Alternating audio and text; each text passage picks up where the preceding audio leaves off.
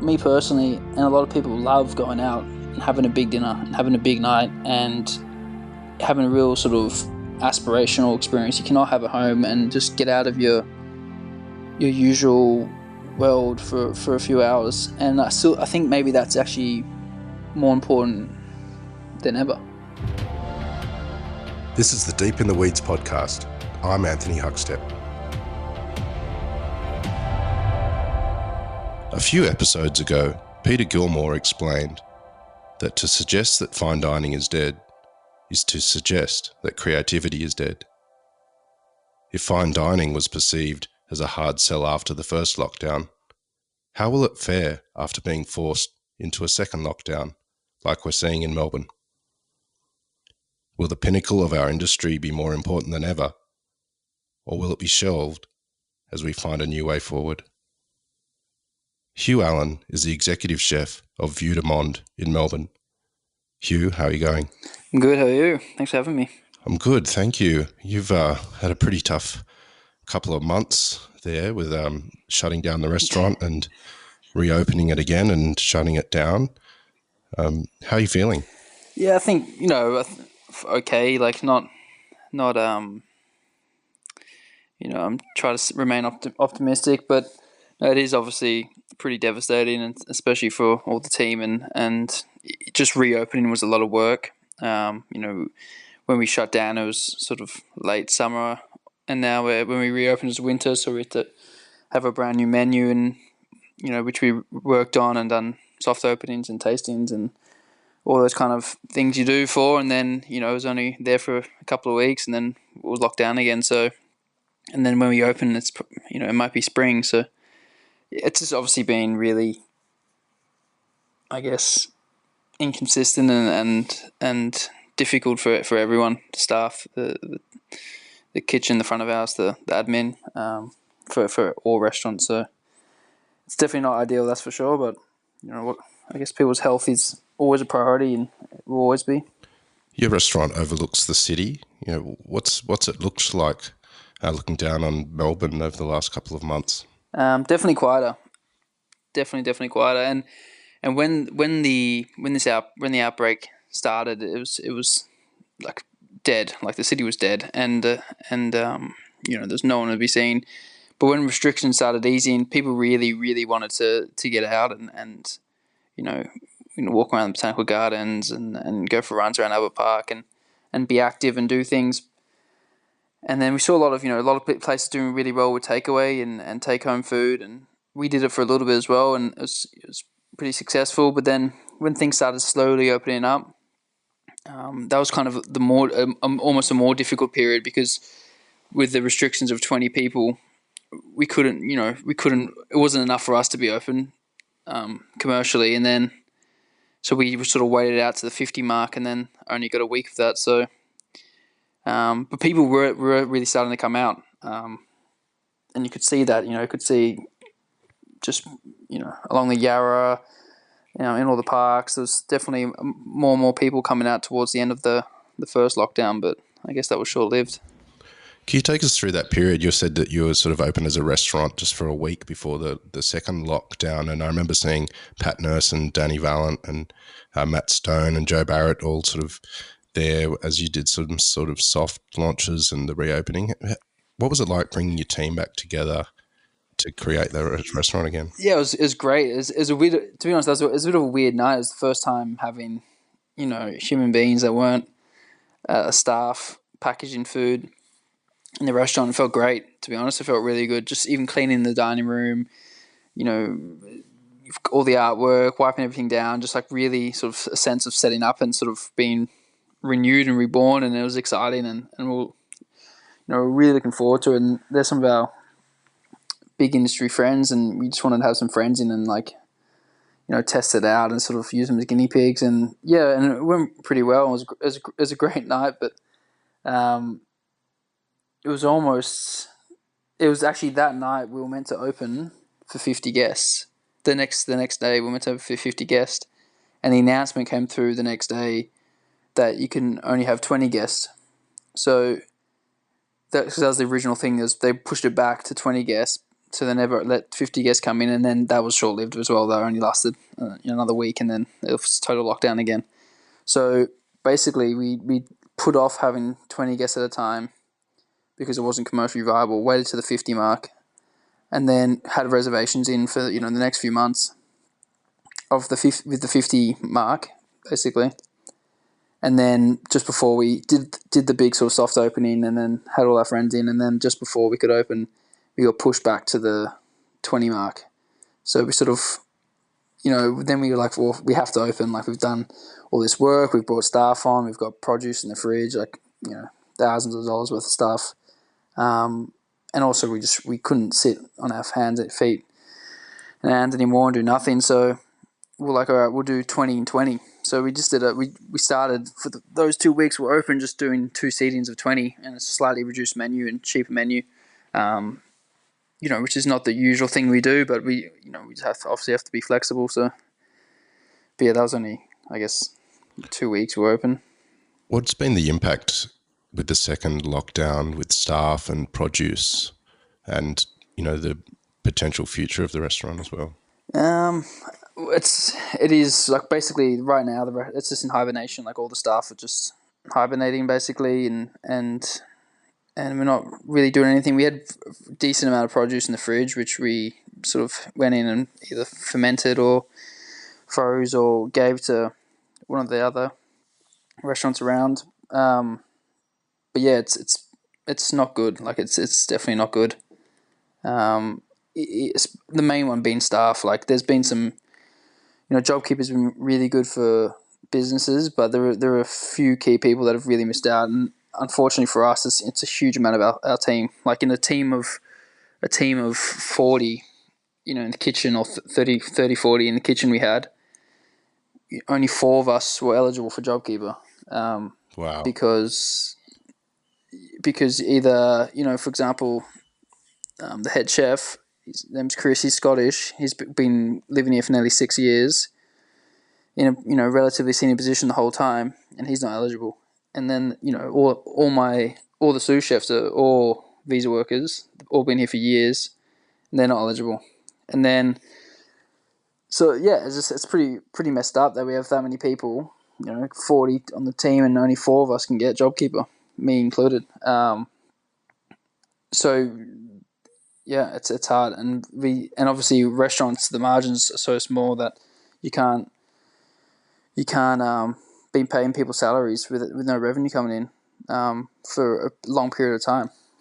And I think it's a good time to really look at how restaurants are operated and run, and the business models, because there's been so much emphasis on wages and pay scandals and all these kind of things. But I think it also does highlight a good point as well. We need to make restaurants also commercially viable, so when things happen, they have some sort of support to be able to support staff and other situations.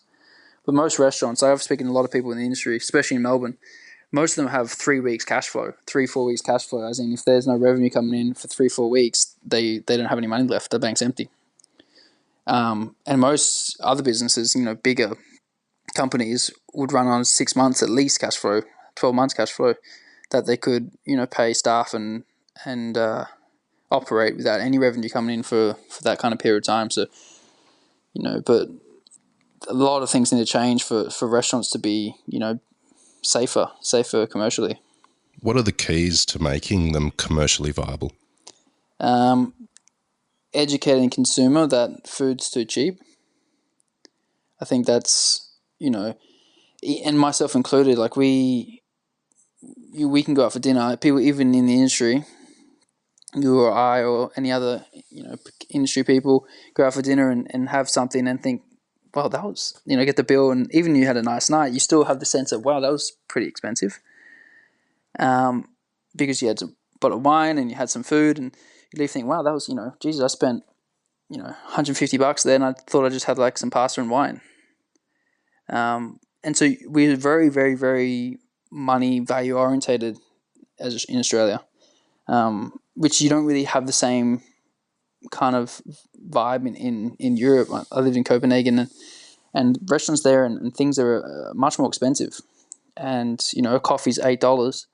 You go get a latte at a cafe, it's $8. If you go out for dinner, if you have a degustation menu at a restaurant and a wine match, you're spending $800 to $1,000 per person. If a restaurant charged that kind of money here, it'd be empty, because we have such a what is value, what should things cost. And right now, restaurants aren't really allowed to charge that much, and people wouldn't come if they did charge that much.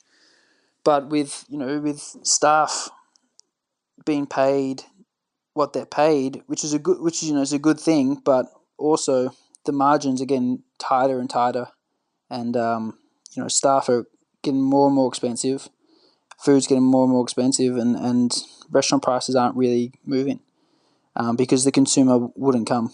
So there's a few things that would need to happen for restaurants to be a better business. Firstly, the industry award, the confusing thing it is, needs to be just simplified. There can't be such black and white, confusing. Once they've done 10 hours, they go to this. Once they've done, once it's Sunday, they go to this. Once they've done this many shifts in a row, they goes to this. It's just like a jumble of thing. And it's, being a chef is not considered, or even being a front of house professional is not considered a career anymore. It's considered just like you're working in a cinema, or working in a fast food joint, or working at a little coffee shop in the corner because you're a student, part-time student. That's what it seemed like. But if it's a career, like for me or for many people, young people, being a chef is their career, and they want to go work overseas, and they want to travel, and they want to work in these amazing restaurants. They want to have a place of their own, and they want to do all these steps to do there. Just like in any field, whether it's in journalism or consulting or business or corporate or banking or photography or whatever it is, it's a career. And then you would work, you'd learn from the best, and you'd really dedicate yourself in the industry to then be a real, true industry professional, and then get really good, high-paying jobs. But right now, it's seen as chefs are seen as, and all front of house is seen as it's just like a shift work, casual cinema job selling popcorn. It should be seen as a career. If a young chef wants to work 40 hours, more than 40 hours, just to stay back and help and see how to fillet fish better, or right now restaurants don't have the backing, the financial capability, because the margin's so tight, to be like, yeah, no worries, you stay back, we'll pay you for 3 more hours and you can do the fish with us.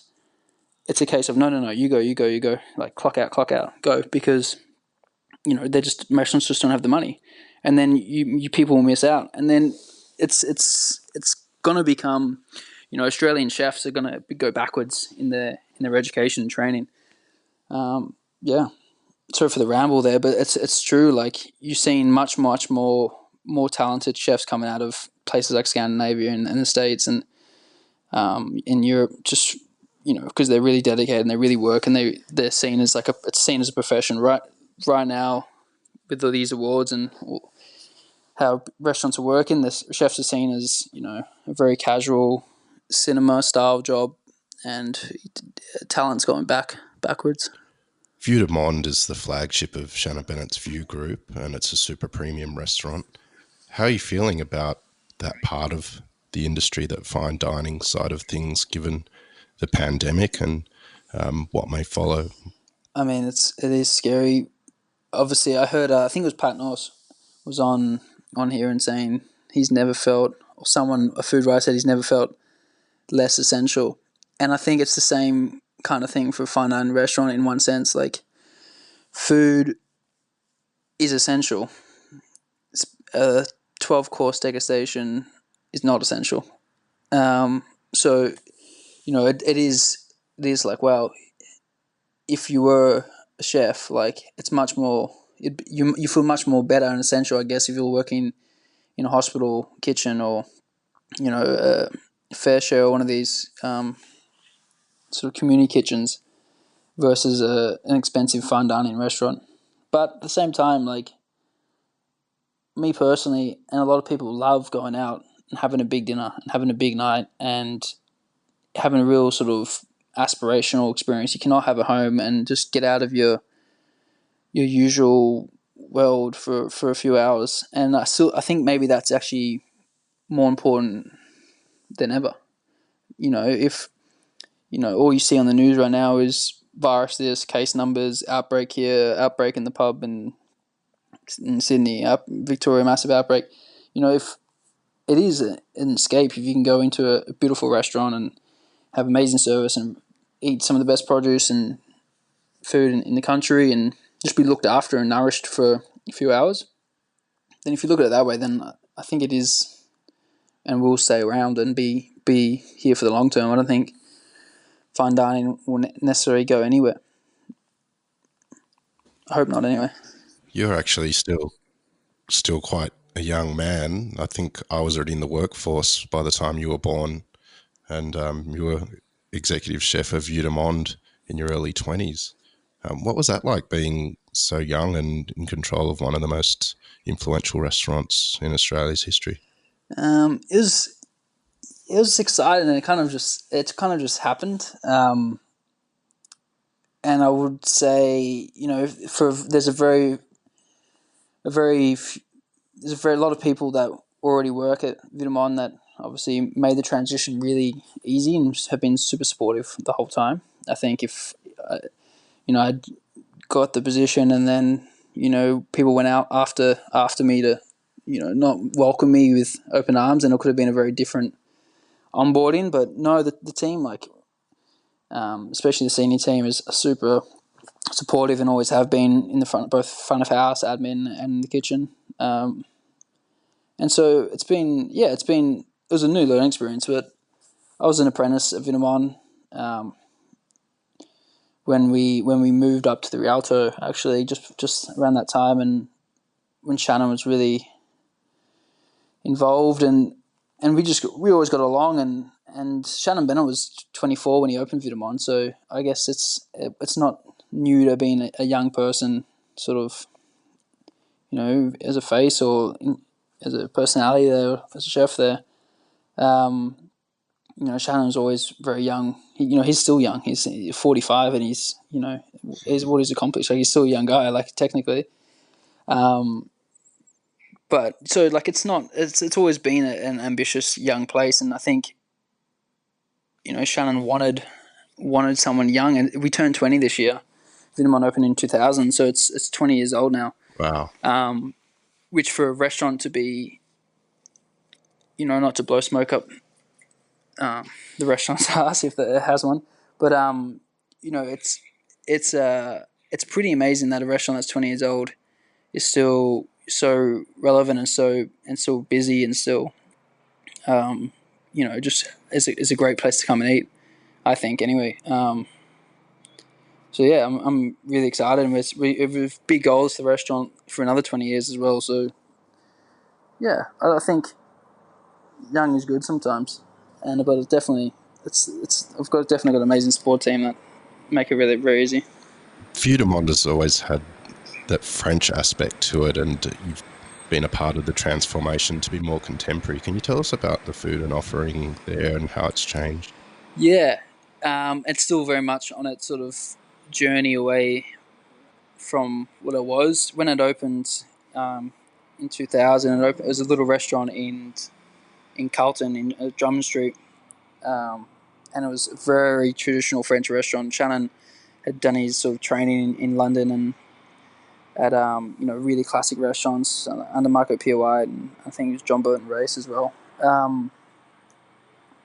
But really, really classic sort of French style restaurants, and that was his training. That's what he opened. But when as he sort of got a little older, he's still young, but as he got a little older and wanted to keep progressing Vue de Monde, he never wanted to stay in a little terrace house in Drummond Street. He always wanted to be sort of become a bit of an institution in Melbourne, and with that he thought he needed to get away from sort of the classic French and become more focused on where he was, and that's obviously Australia and where Australia was going. So yeah, he sort of the journey started since he really opened, and then 2005 he moved to Normandy Chambers, which is in Little Collins Street, and that's that's when he started having sort of head chefs, and they would have their own sort of take and influence on the menus. And then I'd say in 2011, when they moved upstairs, that's when the vision changed more dramatically,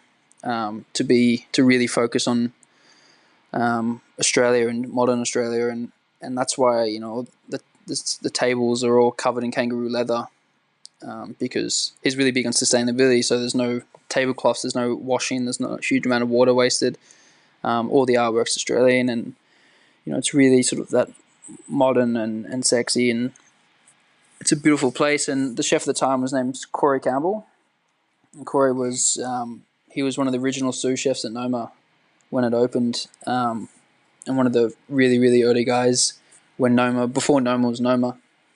And I think Corey was really changed sort of the style and really sort of went from French to a modern Australian restaurant. I'd say he was still the big influence there. Yeah, and then we're still on that journey. Well, you're still quite young, but do you remember when you first stepped into a restaurant kitchen and how you felt to begin your career? Yeah, I was shocking. I was at Rockpool, actually. I did my work experience at Rockpool in Melbourne, and as a high school student, I did my work experience, and I actually remember thinking at the end of the shift, like, fuck this, I'm not doing this. It's a shocking job. It's, I don't want to be fucking told what to do. I was, 14, obnoxious teenager. Did front of house and back of house, for my work experience, and just like, I just felt the kitchen was like sort of nasty and just a bit cowboy, and not cowboys in like a sense of using a chef term, as in like you're not doing anything the right way, just a bit loose than you'd see in a school or a normal business. But I was kind of like, I'm not sure about this. Maybe I changed my mind, and I was set on being a chef when I was young. I loved food and cooking, and just like watching like anything, like whether it's Jamie Oliver on TV. I just loved watching cooking things, and so I wanted to do it. But after my work experience, I was kind of like, I don't know if I want to do that. But one of the sous chefs there was a guy called Nick, and he really took me under his wing. We actually went to the same high school. He was there, years before me, but we worked out, went to the same high school, and he kind of really looked after me. And then after my work experience, offered me an apprenticeship. And then, I was kind of like, oh, well, I guess I should do that. Spoke to my parents, and they were really supportive. So that was it. Started my apprenticeship at Rockpool a few months after that. And I was, just 15, 16. And you spent a bit of time over in Denmark as well at Noma. How did that transform you as a chef? It was amazing. I went to, so after I finished my apprenticeship, I was at Vue de Monde for a bit, but then, I was always wanted to live overseas, and I guess still, and then especially, was Scandinavia was the place to be, and Noma was sort of the restaurant to go to. So I really wanted to go there, and I just sort of set my head to work in there. So I basically just got my visa, working holiday visa, and a plane ticket, went over, and I emailed asking if I could just like stage or trial or whatever, just hang out, work for free for however long. I said I'm looking for a job, but I understand I'm sure there's a big queue and blah, blah, blah. And I just got an email back saying like, hey, yes, we have no positions, but if you're in town, you want to trial or hang out, you can come down. So I basically just rocked up and did, I think, 3 weeks there, and this is before Noma Australia. And anyway, I loved it, and it was intense. It was another level. Like, there's like 40 chefs on a shift, 25 interns upstairs. Renee was there every day, really hands on, just intense, like fucking intense, like just music blasting. I just remember the music before at Vue de Monde, we weren't ever allowed music playing. that's all changed now, but like it was a very sort of more traditional sense, and so maybe strict for the sake of being strict. But anyway, Noma would blast like heavy metal music or like just like hip, like really hardcore sort of hip hop, and it was just blast. And I just remember thinking like, how the fuck do you guys concentrate? And anyway, you got kind of used to it, but it was just amazing. And they're going to Noma Australia, and so Ben, who's the head chef there, really really lovely guy. He's Canadian, just really calm and focused, and just really really great leader. But his girlfriend, not then, but to be, was Australian, so he's just got on well, and he loved Australia. He worked at Bray, in Victoria, and so yeah, we got on well. I was just saying, well, if you know you guys are in Australia, I'd love to come as well, and I guess hang out and work for free or whatever it is, as you do. And he was like, yeah, you know, obviously Australia has really strict labour laws, and you know you can't just be there for work experience. Like there's all these rules and blah blah blah. And you know, as we do, we make everything really difficult. But I was like, well, what if I'm trialing? Like, what if we can say it's a trial? He's like, okay, we'll do that. We'll say it's a trial. So basically, if anyone comes and asks from, you know, the work ombudsman or whatever, just say you're trialing for a job. So anyway, sure enough, I was there a few months later, just staging, interning, and an ombudsman came and was asking people for their, you know, work rights and all this stuff, and the students, the interns, of what they were doing and where their degree was or whatever it was. Anyway, someone came up to me, and I think I just bullshitted. I said like, oh, I'm a sous chef here, and I'm Australian, so I don't need a work right. And a few of the chefs heard me and thought it was kind of funny that I went straight for a joke of a senior position. And yeah, and then I just got on well with them, and then there was a position opened up, basically right after Noma Australia, and I was sort of at the right place at the right time, and got the job, and yeah, and that was it. It was amazing. And then from there we did Noma, Copenhagen, Mexico, and then opened the new Noma, and I came home sort of October 2018. So yeah, it was I think it's sort of the perfect time to be there, really, like between, you know, the pop-ups, old Noma and new Noma. So I'm really really grateful to have been there for that time, and it was just, yeah, it was amazing. So what's the plan at the moment? You did a takeaway model in the last lockdown, and you've locked down for at least 6 weeks at the moment. What's the plans with the group? Well, we need to do something, because like before with the 4 people on JobKeeper out of, you know, a team of 40, 50 guys. So, you know, we need to do something to try to get as many people working in some form as possible. So we'll probably look at doing a take-home thing again, maybe slightly differently. Before we were doing, you know, you could just order one meal, like one truffle risotto or something, and that was it. But it's probably too much work for the price, because it's pretty cheap. So we'll probably look at sort of more sort of at home meals, packages. We're talking with a collaboration with an orchestra to do like a live streaming sort of concert dinner. Wow. And a few ideas like that. So there's a few things we're working on now, but we need to do something for the next sort of 5 weeks, and we'll do hopefully something really cool, and yeah, get as many people working again. But we are just, you know, we just want to reopen again, obviously, but you know, it could be more than 6 weeks, so we have to do something. How have you felt during this time, and has it affected your food that you want to do in the restaurant when it does open up again?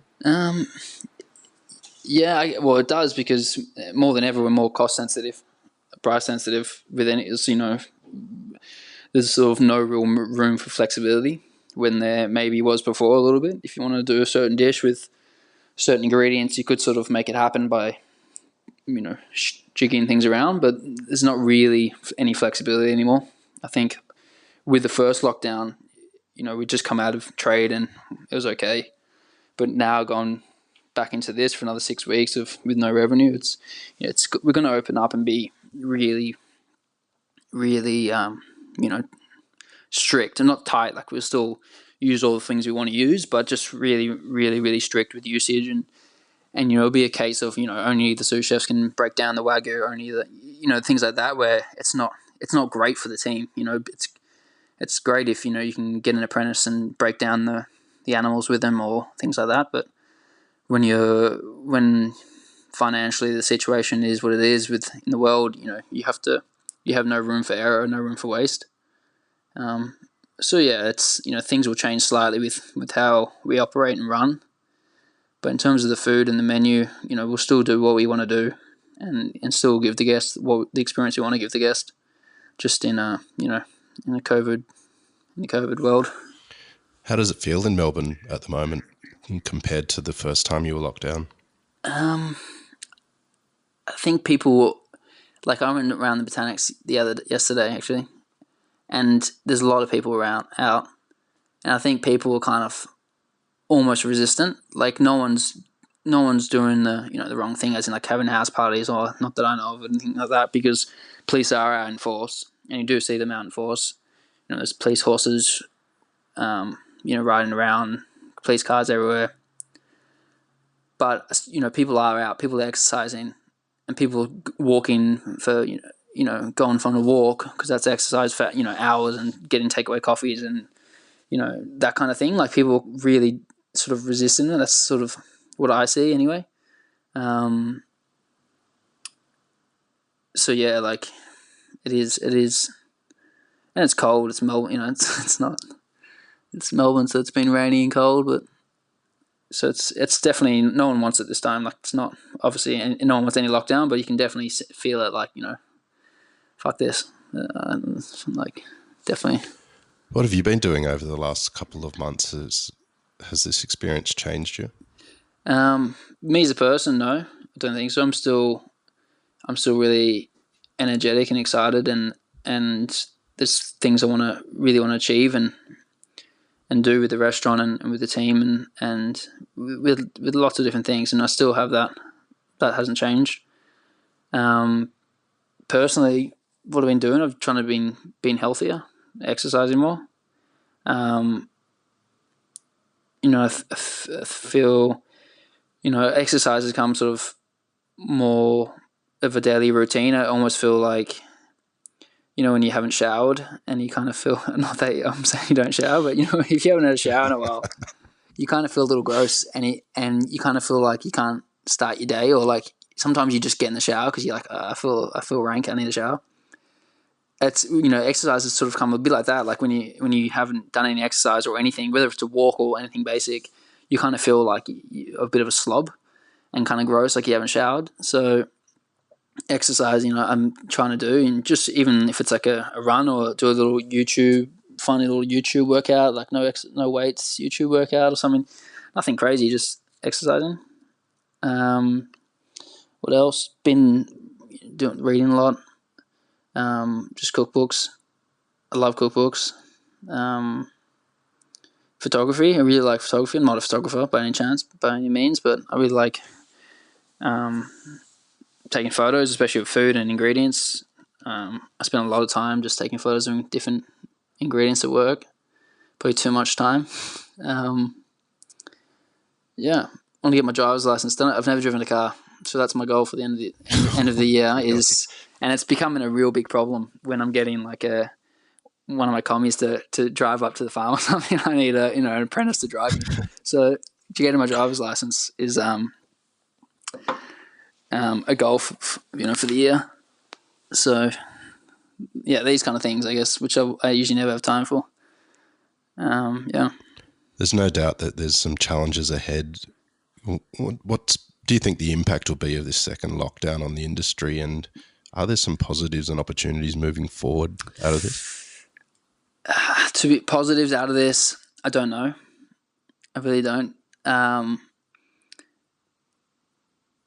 feel like some people, some businesses have found opportunities, like, whether it's a take-home food models or an online store or something that, they'll keep post-pandemic, and it's going to be, really good for them. For us, what we do is, what I love doing is having guests in the restaurant, in a busy, full restaurant, serving, great food and great wine. So, limitations in any form is not positive for us. But I'm sure there are some positives for people. Yeah. What do you love about what you do? We love cooking for people. I love having guests in. Having a night when the best night, an ideal night, is when you have guests in, and you can tell they're really, really just having a good time. And it's not really about the food or the wine or whatever. It's just the buzz in the room, and you really know it. It's like, I'm sure it's the same for a musician when they're doing a concert and the crowd's just great. It makes the concert better. And if the crowd's good in a restaurant, if the vibe's good in the room, the vibe's good everywhere. The vibe's good in, like we always say, mood's contagious. Like if someone rocks up in a bad mood at work, it can be me, it can be anyone. It's a very contagious thing, a mood, whether it's a staff member or a guest or whatever. So if the manager's in a bad mood, I'm sure everyone's been in this scenario, and your managers or your boss or your head chef or whatever's in a bad mood, it's sort of contagious thing that flows to the kitchen porter or to the polishers. Bad mood spread. So if a guest is in a great mood and we're in a great mood and just the whole place is in a great mood and it's buzzing, that's what I love. They're the best nights. And just, yeah, that's it.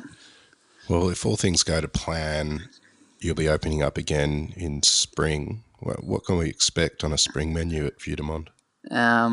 We'll see. We'll get cracking. I guess we have to make a new menu. Lots of, that's when shoots are young and fresh and beautiful. So I think really light, really plant focused. And just light and plant focused and fresh, bright. We've been thinking about a lamb feast for a while, just like a full lamb, whole lamb, all the different parts in sort of a feasty form. Maybe we'll crack that out. But that's something we'll start working on. That sounds good. But yeah.